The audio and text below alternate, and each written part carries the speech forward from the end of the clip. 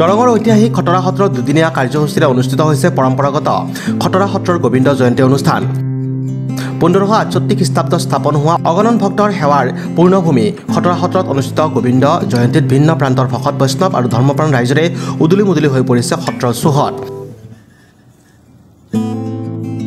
প্ৰাতঃ প্ৰসংগৰে আৰম্ভ হোৱা গোবিন্দ জয়ন্তীৰ ভিন্ন কাৰ্যসূচী মৰ্মে ধৰ্মধ্বজা উত্তোলন, নাম প্ৰসংগ, শোভাযাত্ৰাৰ কীৰ্তন ঘৰ প্ৰদক্ষিণ লগতে খটৰা সত্ৰৰ স্নাতক মহাবিদ্যালয়ৰ স্থায়ী গৃহৰ নিৰ্মাণৰ শুভাৰম্ভ কৰে কটন বিশ্ববিদ্যালয়ৰ অধ্যাপক সুৰেশ কুমাৰ নাথে। দিনৰ 11 বজাত কান্ত কলিতা আৰু উৰ্বশী কলিতাৰ সোঁৱৰণি দধিমথন গৃহৰ শুভ উদ্বোধন কৰা হয়।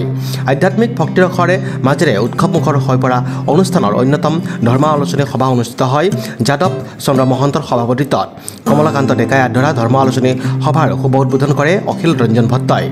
ভিন্ন প্ৰান্তৰ ধৰ্মপ্ৰাণ ৰাইজৰে পৰিপূৰ্ণ সভাত বিশিষ্ট লেখক সাহিত্যিক ঋষিকেশ গোস্বামী, গুৱাহাটী বিশ্ববিদ্যালয়ৰ অধ্যাপক ডক্টৰ দিলীপ বৰা, অসম কণ্ঠৰ অধ্যক্ষ বসুন্ধৰ ডেকা, প্ৰাক্তন বিধায়ক বীৰেন্দ্ৰ কুমাৰ শইকীয়া, ডক্টৰ মোহিনী গোস্বামীসহ ভালেমান বিশিষ্ট ব্যক্তিয়ে অংশগ্ৰহণ কৰে।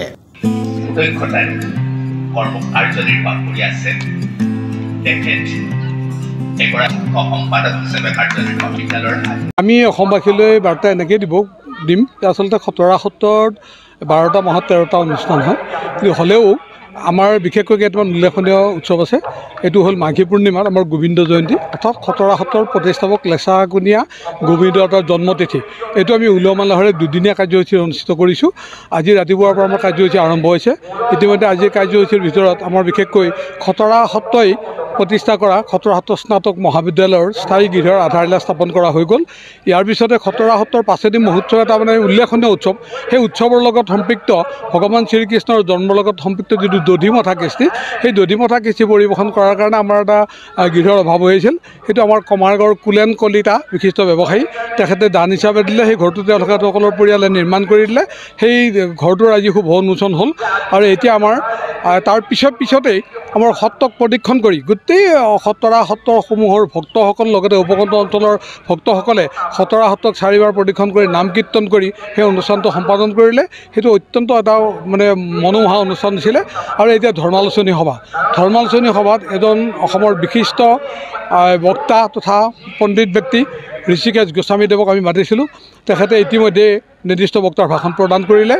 আৰু আমাৰ মানুহ বৰা ছাৰ আহিছে, তেখেতে ভাষণ দি আছে, আপোনালোকে পাইছে। আৰু আমাৰ সভাৰ উদ্বোধনী কাৰ্যসূচী কৰিলে আমাৰ অখিল ৰঞ্জন ভট্টই। বৰ সুন্দৰভাৱে সভাখন চলিছে। আৰু দেখিছোঁ যে আচলতে খটৰা সত্ৰৰ এই গোবিন্দ জয়ন্তী উপলক্ষে আমাৰ খটৰা সত্ৰৰ উপকণ্ঠ অঞ্চলৰ সকলো ৰাইজে ইয়াত সহযোগ কৰিছে। আমি অত্যন্ত সুখী। আমি ভৱিষ্যতে ভাবিছোঁ ইয়াতকৈ আৰু সুন্দৰকৈ অনুষ্ঠানটো অনুষ্ঠিত হ'ব। নিশাৰ ভাগলৈকে গোবিন্দ আৱতাৰ সৃষ্ট যি আমাৰ দৰঙী খুলীয়া ভাৱৰীয়া, এই খুলীয়া ভাৱৰীয়া আমাৰ অনুষ্ঠিত হ'ব। আমাৰ খটৰা সত্ৰৰ শিল্পীসকলে খুলীয়া ভাৱৰীয়া পৰিৱেশন কৰিব। আৰু অহা কাইলৈকে আমাৰ অনুষ্ঠান আছে। কাইলৈ গোবিন্দ আৱতাৰ মানে বৈকুণ্ঠগামী হোৱাৰ পিছত নৰসৰ য'ত সৎকাৰ কৰিছিলে খটৰা গাঁৱৰে কাইকীয়াপাৰা বুলি স্থান এটা আছে, তাতে গোবিন্দ আৱতাৰ স্মৃতি নামঘৰ আছে। এই নামঘৰত দিনজোৰা কাৰ্যসূচী হ'ব। আৰু সন্ধিয়া বন্তি প্ৰজ্বলন আৰু নিশাৰ ভাগত বৰনাগাৰা নাম। এই বৰনাগাৰা নামৰ খটৰা সত্ৰতেই মানে উৎপত্তি হোৱা বুলি এটা মানে মানুহৰ প্ৰবাদ এটা আছে। গতিকে এই ঠিক এনেধৰণে আমি সকলোৰে সহযোগত গোবিন্দ জয়ন্তীটো উলহ মালহেৰে এইবাৰ অনুষ্ঠিত কৰাৰ কাৰণে প্ৰয়াস কৰিছোঁ। দুনীৰ পৰা সুনীল চহৰীয়া ৰিপৰ্ট, নিউজ এক্সপ্ৰেছ, অসম।